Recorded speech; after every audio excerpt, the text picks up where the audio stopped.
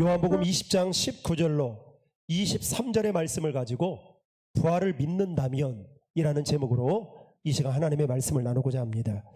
사랑하는 성도 여러분,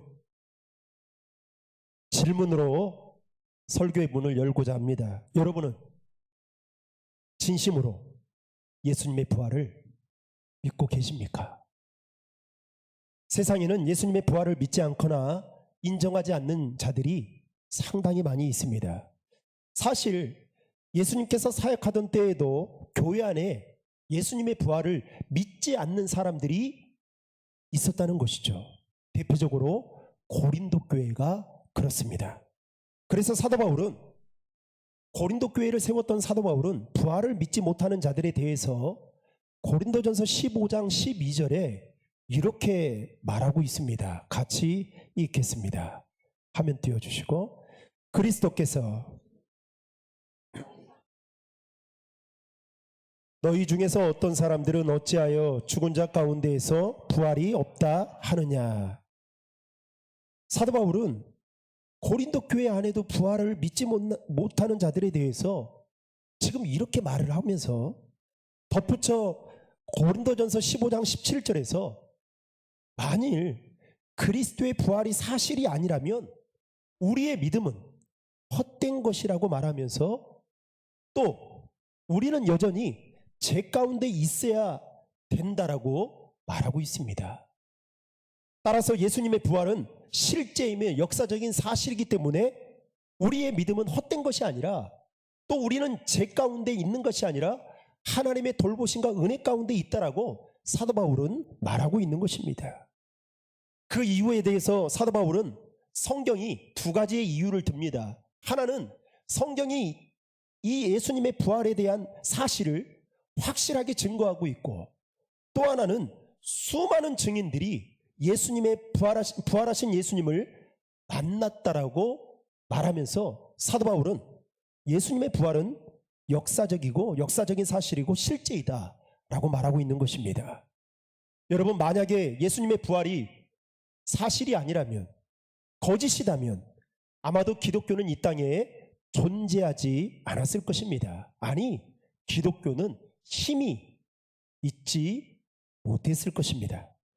여러분, 부활을 믿는다는 이 말 속에는 우리가 이 땅에서의 생명이 끝이 아니다라는 것을 말하고 있고, 그리고 부활을 믿는다는 것은 우리 안에 영원한 심판이 있다는 것과 함께 그 부활하신 예수님이 다시 이 땅에 재림주로 온다라는 세 가지 의미가 이 안에 담겨져 있습니다. 따라서 예수님의 부활을 믿는다면 영원한 심판과 함께 다시 오실 예수님을 기억하며 믿음으로 살아가야 한다는 것이죠. 어떤 분은 예수님의 부활을 단지 지식적으로만 알고 있는 분이 있습니다.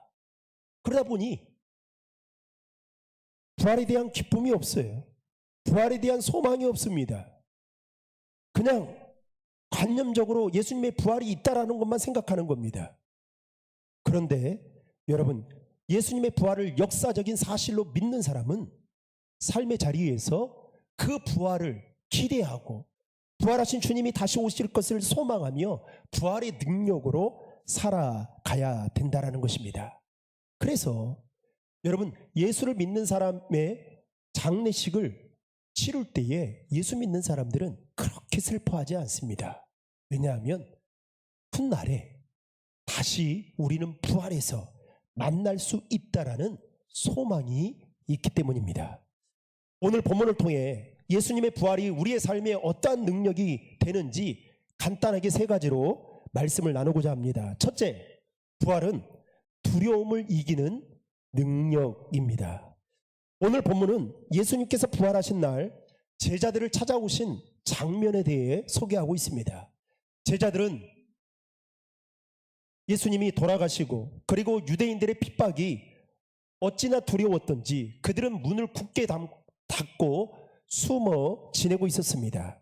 더욱이 제자들은 막달라 마리아로부터 부활의 소식을 들었지만 그들의 마음은 여전히 두려움에 사로잡혀 있었습니다. 솔직하게 말하면 제자들은 예수님의 부활을 믿지 못했던 것입니다.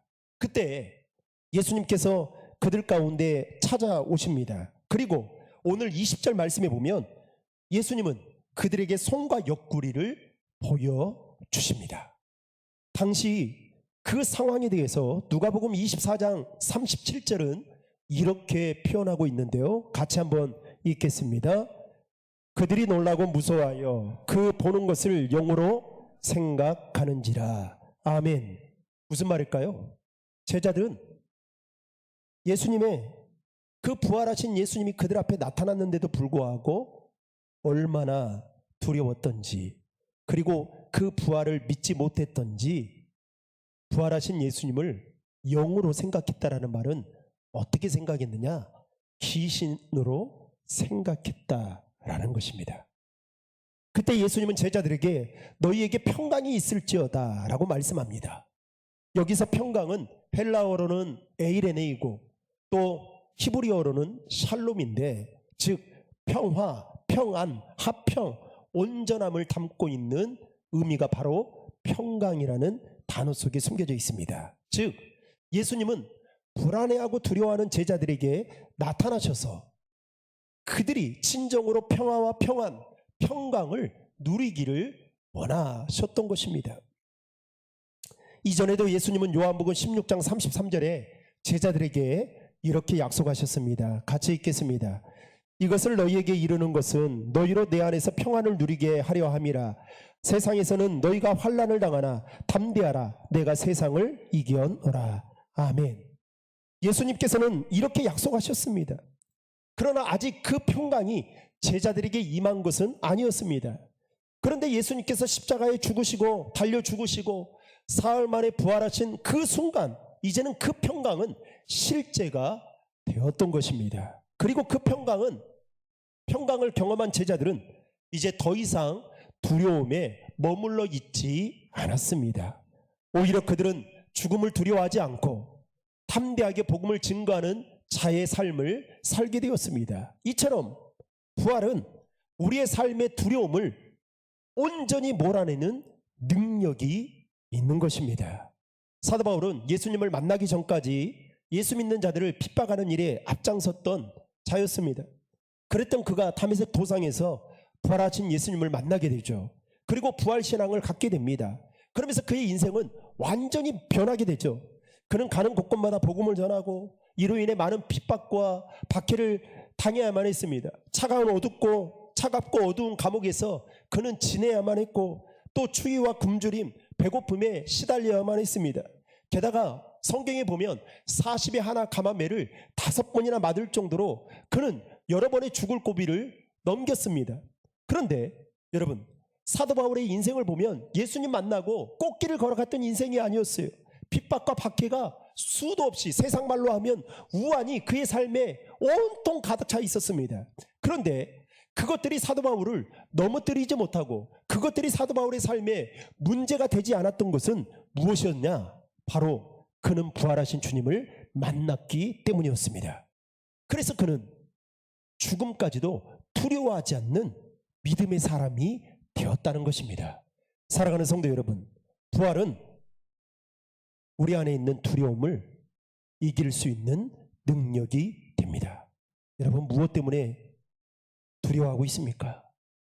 내 인생 앞날 때문에, 아니면 내 자녀들 때문에, 아니면 지금 내가 하고 있는 그 일들이 잘 안 돼서 두려워하고 있습니까? 부활하신 주님이 여러분에게 나타나셔서 이렇게 말씀하실 겁니다. 내가 너희에게 평강을 주노라. 그 평강을 받아들이는, 그래서 그 평강으로 말미암아 여러분 우리 안에 있는 두려움들이 다 사라지는 은혜가 있기를 주님의 이름으로 축원합니다. 두 번째로, 부활은 사명을 깨닫게 하는 능력입니다. 여러분, 성경을 자세히 보면 예수님과 동고동락했던 제자들은 가장 결정적인 순간에 예수님을 배반하고 배신했습니다. 여러분, 결정적인 순간입니다. 그럼에도 불구하고 예수님은 배반하고 배신했던 제자들을 오늘 본문에 보면 나타나셔서 그들을 꾸짖지 아니하시고 다시 찾아오셔서 평강을 주시고 사명을 주셨다는 것입니다. 여러분, 21절의 말씀을 다 함께 읽겠습니다. 예수께서 또 이르시되 너희에게 평강이 있을지어다. 아버지께서 나를 보내신 것 같이 나도 너희를 보내노라. 아멘. 여러분, 나도 너희를 보내노라. 여기서 보낸다라는 이 말의 단어의 언어를 보면 이 말은 사도라는 단어에서 유래되었어요. 여러분, 사도라는 뜻은 무엇이냐? 보냄을 받은 자라는 뜻을 가지고 있습니다. 즉, 예수님은 배반한 제자들을 버리지 아니하시고 이제 그들을 사도로 부르시고 세우셨다라는 것을 알 수가 있습니다. 특별히 오늘 본문인 요한복음 20장 1절에서 18절까지의 말씀을 보면 예수님께서 막달라 마리아를 만난 이야기가 나옵니다. 예수님께서 십자가에 못 박혀 죽으신 지 사흘이 지났을 때에 막달라 마리아가 예수님이 계신 그 무덤에 향유를 발라드리기 위해서 찾아갑니다. 그런데 어찌된 일인지 무덤 문이 활짝 열려 있는 겁니다. 막달라 마리아는 그것을 보고 깜짝 놀랐습니다. 그리고 더 들어가서 자세히 보니까 있어야 할 자리에 그 예수님의 시신이 보이지 않는 것입니다. 순간적으로 막달라 마리아는 누군가가 예수님의 시신을 훔쳐갔다라고 생각하고 매우 슬퍼한 나머지 통곡하며 울고 있었다라고 성경은 말하고 있습니다. 바로 그때 부활하신 예수님이 막달라 마리아를 찾아오십니다. 마리아는 예수님의 부활을 상상하지도 못했고, 그리고 부활하신 예수님을 만났음에도 불구하고 그가 자신의 눈앞에 지금 부활하신 예수님이 서 있는데도 불구하고 그가 묘지를 지키는 관리인인 줄만 알고 있었습니다. 그런데 그가 막달라 마리아의 이름을 부르는 겁니다. 막달라 마리아의 눈이 열리게 되자 그때서야 비로소 막달라 마리아는 그분이 묘지를 지키는 관리인이 아니라 부활하신 예수님이었다라는 것을 깨닫게 됩니다. 막달라 마리아는 부활하신 예수님을 처음으로 만난 이후에 제자들에게 가서 첫 번째 부활의 증인이 됩니다. 여러분, 요한복음 20장 18절의 말씀을 다 함께 읽겠습니다. 막달라 마리아가 가서 제자들에게 내가 주를 보았다 하고 또 주께서 자기에게 이렇게 말씀하셨다 이르니라. 아멘. 그런데 여러분, 이 막달라 마리아가 부활하신 예수님을 만났는데도 불구하고 제자들은 어떻게 해요? 문을 굳게 닫고 있었다는 거예요. 왜요? 유대인들이, 예수님을 죽였던 유대인들이 자신들을 죽일까 봐. 막달라 마리아가 부활하신 예수님을 전했음에도 불구하고 그 부활하신 주님을 그들은 믿지 못하니까 이 말을 들었는데도 불구하고 확신이 없었던 것입니다. 여러분, 막달라 마리아라는 여인이 어떤 여인인지 아십니까? 성경에 보면 이 여인은 7 귀신이 들렸던 여인이었어요. 한마디로 말하면 인간답게 살지 못해, 귀신 들려서 인간답게 살지 못했던 짐승과 같은 여인이었습니다. 그런 그가 부활하신 예수님을 만남으로 인해서 새 생명을 얻고 이제는 예수님께 붙잡힌 인생이 되어서 부활을 증거하는 사명자가 되었다는 것입니다. 이처럼 부활은 하나님이 우리에게 주신 사명을 깨닫게 할 뿐만 아니라 사명 따라 살아갈 수 있는 힘의 원동력이 된다라는 것입니다. 마지막 세 번째로, 부활은 회복시키는 능력입니다. 제자들에게 평강을 주시고 새로운 사명을 맡기신 예수님께서는 성령을 받으라고 오늘 본문에 보면 말씀합니다. 여러분, 22절의 말씀을 다 함께 읽겠습니다. 이 말씀을 하시고 그들을 향하사 숨을 내쉬며 이르시되 성령을 받으라. 아멘. 여러분, 영어 성경에 보면 여기서 성령을 받으라는 이 영어의 원문에 보면 단어에 정관사가 붙어 있지 않아요. 이게 무슨 말이냐? 지금 제자들은 성령을 받으라고 예수님이 말씀은 하셨지만, 부활하신 예수님 말씀하셨지만 성령을 받은 것이 아니라 성령을 받지 않은 상태에 있다라는 것을 말하고 있는 것입니다. 그래서 예수님은 제자들을 사도로 보내시면서 그 사도로서의 사명을 잘 감당하기 위해서는 성령의 충만함이 반드시 필요한데, 그 사도로서의 사명을 감당하기 위해서는 무엇을 받아야 된다는 거예요? 성령을 받아야 된다라고 말씀하고 있는 것입니다. 그리고 이 말씀 따라 50일 뒤에 제자들은 마가의 다락방에서 성령의 임재를 체험하게 됩니다. 다시 22절 말씀을 보면 예수님께서 제자들에게 성령에 관해 말씀하시면서 그들에게 주신 것이 있습니다. 여러분 22절 말씀을 다시 한번 읽겠습니다. 이 말씀을 하시고 그들을 향하사 숨을 내쉬며 이르시되 성령을 받으라. 아멘. 예수님은 제자들에게 성령에 관한 말씀을 하면서 그들에게 주신 것이 무엇이었냐? 숨을 내쉬며. 여러분 숨을 내쉰다라는 말은 한마디로 말하면 숨을 불어 넣어 주신다라는 겁니다.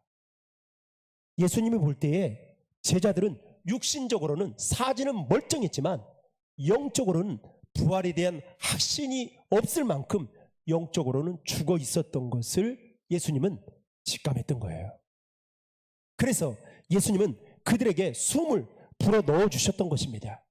여러분 성경에 보면 불어 넣는다라는 말이 딱 3번 나오는데 오늘 본문에 나오고 그리고 창세기 2장 7절에 보면 이렇게 설명합니다. 같이 읽겠습니다. 여호와 하나님이 땅의 흙으로 사람을 지으시고 생기를 그 코에 불어 넣으시니 사람이 생명이 되니라. 아멘. 여러분 하나님께서 흙으로 사람을 빚으셨어요. 그런데 빚으셔가지고 빚으신 순간 사람이 활동을 했던 것이 아니에요. 그 속에 하나님의 숨결을 불어넣어 주셨을 때 그 진흙은 여러분 살아있는 영적인 존재가 되었다는 것을 말하고 있는 겁니다. 두 번째는 에스겔서 37장 9절에 보면 나와 있는데요. 같이 한번 읽겠습니다. 또 내게 이르시되 인자야 너는 생기를 향하여 대언하라. 생기에게 대언하여 이르기를 주 여호와께서 이같이 말씀하시기를 생기야 사방에서부터 와서 이 죽음을 당한 자들에게 불어서 살아나게 하라 하셨다 하라. 아멘. 하나님이 에스겔 선지자를 이 마른 뼈가 가득 차 있는 그 골짜기로 인도해 주셨습니다. 보니까 기가 찬 거예요. 뼈들이 막 사방팔방으로 다 흩어져 있는 겁니다. 그때 하나님의 숨결이 골짜기에 가득한 마른 뼈에 불어넣습니다. 그러자 하나님은 불어넣고 에스겔 선지자에게 선포하라고 말을 합니다. 그러자 여러분 어떤 일이 벌어졌느냐?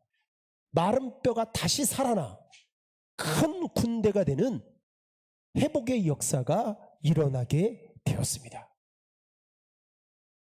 그리고 오늘 본문에도 보면 이와 동일한 숨결을 예수님은 제자들에게 불어넣어 주셨습니다. 그리고 제자들은 그 생명의 능력을 이제 소유하는 자가 되었고 평강의 사람이 되었고 이제 사명을 깨닫고 사명에 붙들린 자들이 되었던 것입니다. 이처럼 예수님의 부활은 회복시키는 능력이 있는 것입니다. 말씀을 맺겠습니다. 사랑하는 성도 여러분, 예수님의 부활은 단지 2000년 전에 그때만 있었던 아주 오래된 사건이 아니라 오늘 이 시간에도 예수님의 부활은 현재 진행처럼 진행되고 있다는 사실입니다. 더 나아가서 오늘 또 우리의 삶을 변화시키는 능력이 예수님의 부활에 있는 것입니다. 예수님의 부활은 두려움을 이기게 하는 능력입니다. 예수님의 부활은 사명을 깨닫게 하고 그 사명을 붙들며 살아갈 수 있는 능력입니다. 예수님의 부활은 우리를 회복시키는 능력입니다. 이제 우리는 예수님의 부활을 단순히 지식적으로만 믿는 것이 아니라 믿는 단계를 뛰어넘어 이제는 삶으로 살아내는 능력의 사람이 되어야 하는 것입니다. 부활절을 맞이하는 이 아침에 저와 여러분 안에 예수님의 부활을 믿는다면 그리고 그 부활 신앙을 가지고 있다면 이제 우리는 그 부활의 증인된 능력 있는 모습으로 각자의 삶의 자리에서 살아가게 될 때에 우리를 통해 부활하신 그 주님께서 일하시게 될 것입니다. 부활의 능력의 삶으로 저와 여러분들이 살아가시기를 주님의 이름으로 축원합니다.